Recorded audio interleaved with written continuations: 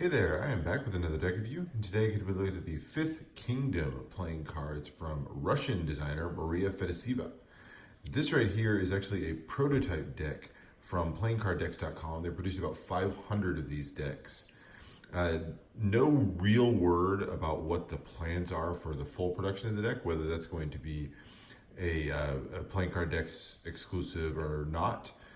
Originally, when this design popped up online, there was some mention that it was going to be followed up with a Kickstarter campaign, but not sure if those plans have changed. But let's take a look at the prototype and see what we think of this deck. So, first of all, just because it is a prototype, it's made by Make Playing Cards. You'll see a lot of things about the finish of both the tuck cases and the cards that is kind of preliminary. It's more to get a sense of the design. So I'm not going to talk too much about that finish, other than to say it's a super glossy tuck case, so meant to be kind of a quicker print.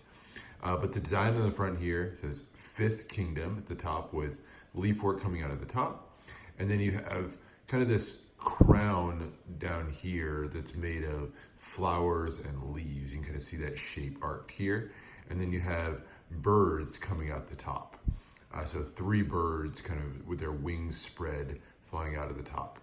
Very fancy. Love the design of that crown there. It says luxury playing cards at the bottom, and then in very tiny print here by Maria Fedoseeva, the Russian designer who's behind this. You've got more continuation of the leaf work there on the side. And you got a couple even little birds sitting in here in yellow, and then more of the same on the other side. Bottom has just some ad copy, mentions playingcarddex.com, as well as the fact that this is that 2019 prototype. And then the back's going to be roughly back design of the cards, which we'll look at as usual in a second.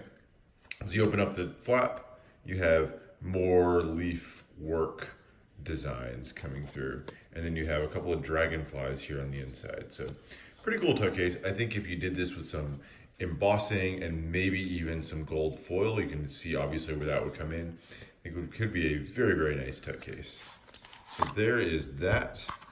No printing on the inside. Again, it's a prototype deck. Now let's look at the cards. So we'll start with the back design. So here's the back design. It is some very cool artwork. So it's sort of this amalgamation of a bunch of different animals, and it's done in kind of a gold, almost metallic looking ink. Not metallic ink on these, but almost looks like it'd be good in a metallic ink. And then a lot of grayscale images. So you have just a series of animals in here. So you have what I'm assuming is an owl up here at the top.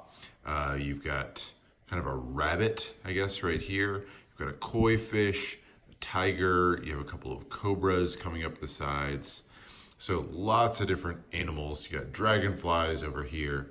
Just different animals in this kind of very cool artistic arrangement. And then you have the suits kind of down the center here. So you have a spade here on the owl. The rabbit has a club kind of upside down there. You have a diamond on the koi fish here, and then a heart on the nose of that lion there. So very cool, beautifully done. On the border here, so it's got a thin border, and then it kind of has this double border effect with a secondary border here with that gold lines that are just kind of broken up with little design elements all the way around.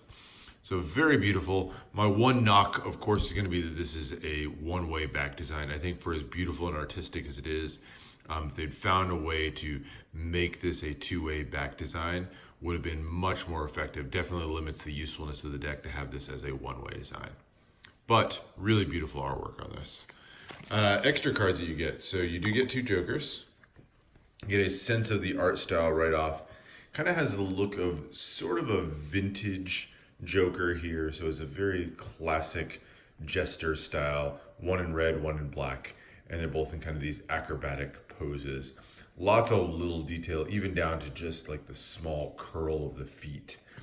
So for what is a relatively simple and block illustration style, I like the little detail in the shape of the form here. So the red one is kind of bent over backwards in this very flexible pose, holding four cards that just have each of the four suits in his hands. And then way up in his foot, he's gripping one more card, another spade. And you have the circle in the back, and then just stars in the corner instead of the Joker that you see in a lot of decks.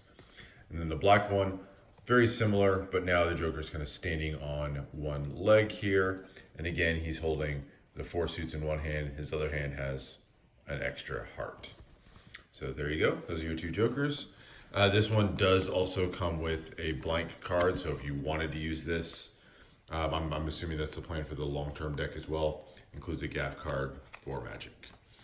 Now let's look at the rest of the deck. So the theme of this one, it goes into different kingdoms. So one of the theories for the 4 different suits is that they represent 4 different warring kingdoms.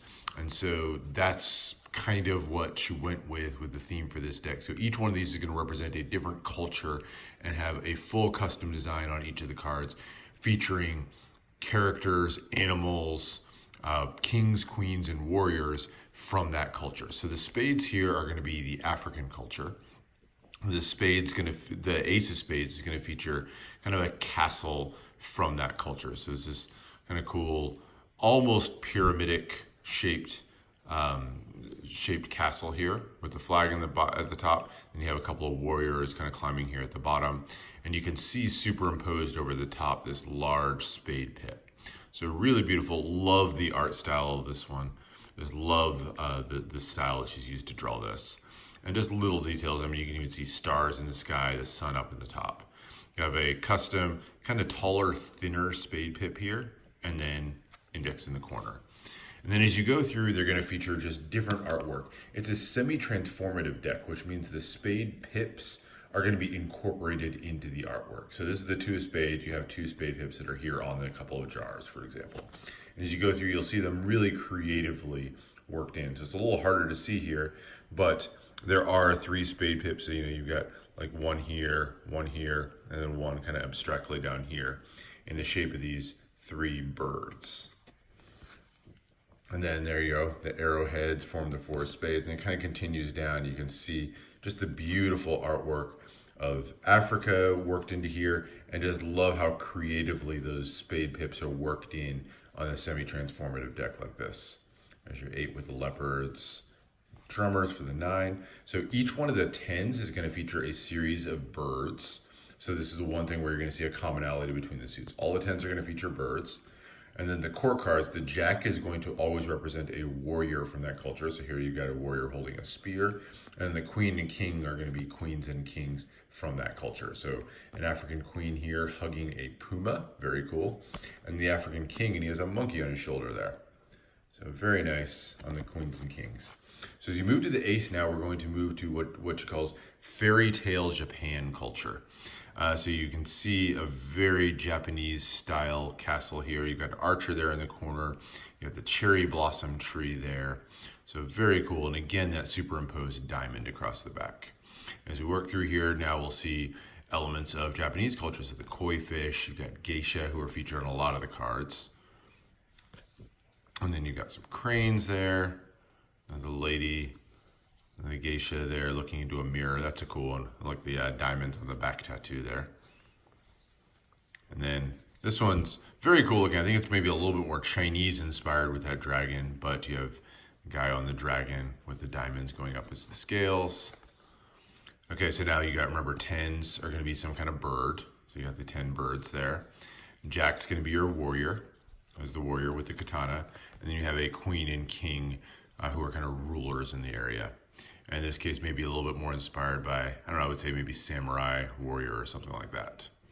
Very cool with the mask there. Okay, so now cutting over to the clubs. So the clubs are going to be the European culture. So now we're going backwards, of course, but there's your king kind of lazily sitting there with his sword, his queen playing a lute there, and then a warrior, in this case, it's a falconer.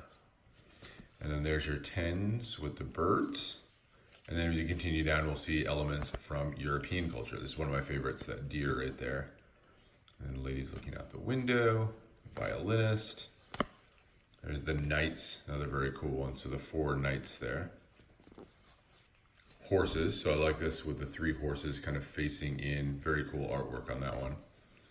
And then a man and a woman. And then there's your medieval castle with the ship floating in the corner. And again, the club superimposed in the back. And then as you cut to the hearts, now we're going to go to India.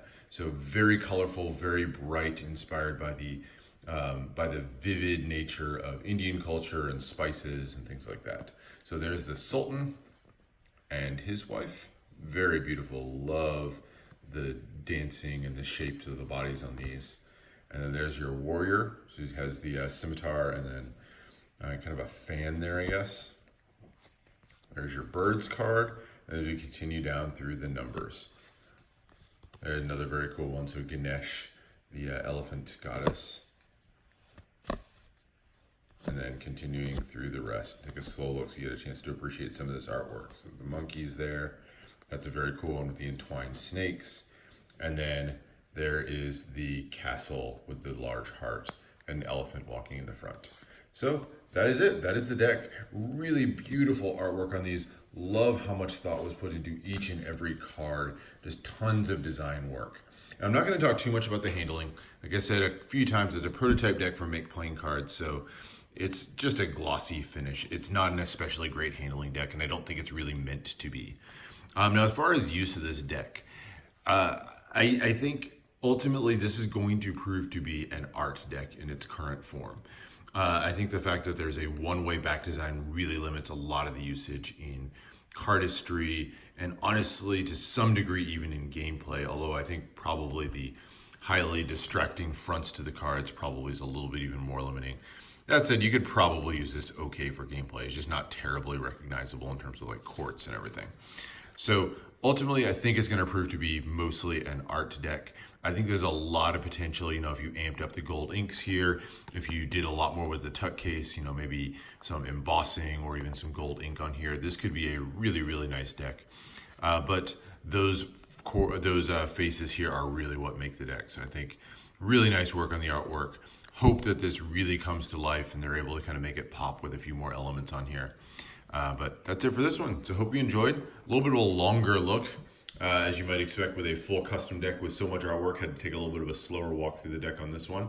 But hope you enjoyed. Let me know if you have any other questions. I will be back with more deck reviews, so subscribe so that you're notified when those come up. And I will see you for the next one.